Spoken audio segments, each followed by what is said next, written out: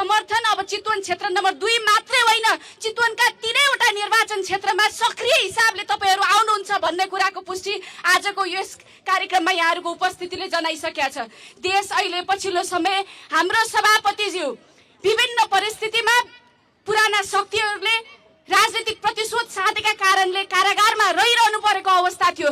तर देशमा चुनाव हुन्छ कि हुँदैन भन्ने अवस्थामा जब उहाँ निस्किनु भयो, त्यस पछाडि नेपाली जनताले नयाँ म्यान्डेट लिएर जान पाउने स्थिति बनेको छ।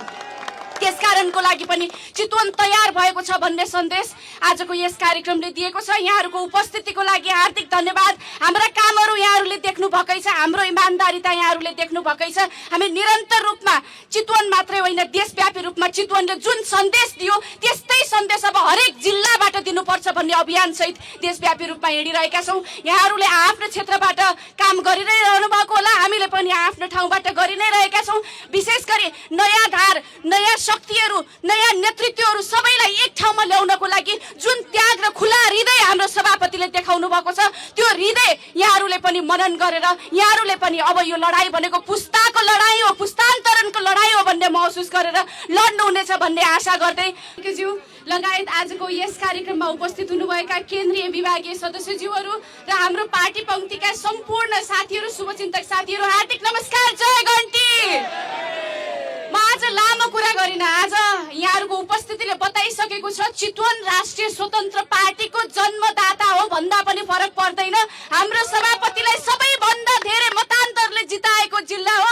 आजको यस कार्यक्रममा जुन किसिमको मतपत्रमा यहाँहरुले इच्छा, जागर, जोश, समर्थन देखाउनु भएको थियो, त्यो समर्थन अब चितवन क्षेत्र नम्बर 2 मात्रै होइन, चितवनका 3वटा निर्वाचन क्षेत्रमा सक्रिय हिसाबले तपाईहरु आउनुहुन्छ भन्ने कुराको पुष्टि आजको यस कार्यक्रममा यहाँहरुको उपस्थितिले जनाइसकेका छ।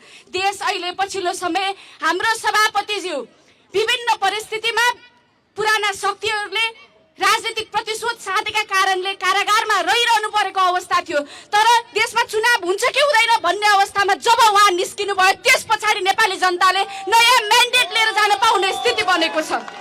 त्यसकारणको लागि पनि चितवन तयार भएको छ भन्ने सन्देश आजको यस कार्यक्रमले दिएको छ। यहाँहरुको उपस्थितिको लागि हार्दिक धन्यवाद। हाम्रा कामहरु यहाँहरुले देख्नु भकै छ, हाम्रो इमानदारीता यहाँहरुले देख्नु भकै छ। हामी निरन्तर रूपमा चितवन मात्रै होइन, देशव्यापी रूपमा चितवनले जुन सन्देश दियो त्यस्तै सन्देश अब हरेक जिल्लाबाट दिनुपर्छ भन्ने अभियान सहित देशव्यापी रूपमा हिँडिरहेका छौं। यहाँहरुले आफ्नो क्षेत्रबाट काम गरिरहनु भएको होला, हामीले पनि आफ्नो ठाउँबाट गरि नै रहेका छौं। विशेष गरी नयाँ धार, नयाँ शक्तिहरू, नयाँ नेतृत्वहरू सबैलाई एक ठाउँमा ल्याउनको लागि जुन त्याग र खुला हृदय हाम्रो सभापतिले देखाउनु भएको छ, त्यो हृदय यहाँहरुले पनि मनन गरेर यहाँहरुले पनि अब यो लडाई भनेको पुस्ताको लडाई हो, पुस्तान्तरणको लडाई हो भन्ने महसुस गरेर लड्नु हुनेछ भन्ने आशा गर्दै मेरो सभापतिलाई ढिलो भइसकेको छ। मैले धेरै लामो कुरा नगरिकन बाँकी सभापतिलाई नै यो मञ्च छोड्दै बिदा हुन चाहन्छु। नमस्कार, जय घण्टी।